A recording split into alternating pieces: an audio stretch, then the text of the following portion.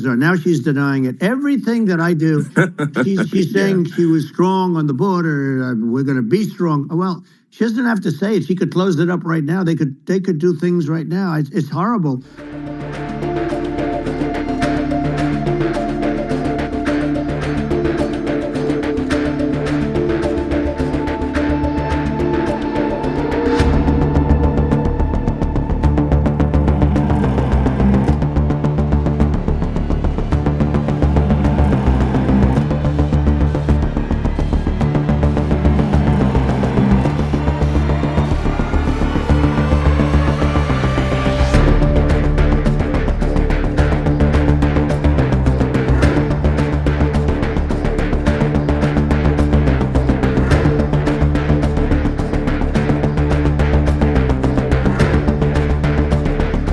Kamala was the border czar. Now she's denying it. Everything that I do, she's saying she was strong on the border. We're going to be strong. Well, she doesn't have to say it. She could close it up right now. They could do things right now. It's horrible.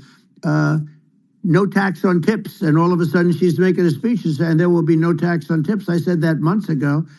And by the way, they had just the opposite. You know, they had not only tax on tips, but they hired 88,000 IRS agents, and many of them were assigned to go get waitresses and caddies and all of this on tips. They have a policy. They had a policy that they were really going to go after you and were really harassing people horribly. And then all of a sudden, for politics, she says, you know, she comes out with what I said, which I think is terrible. And I think it's also hitting them very hard.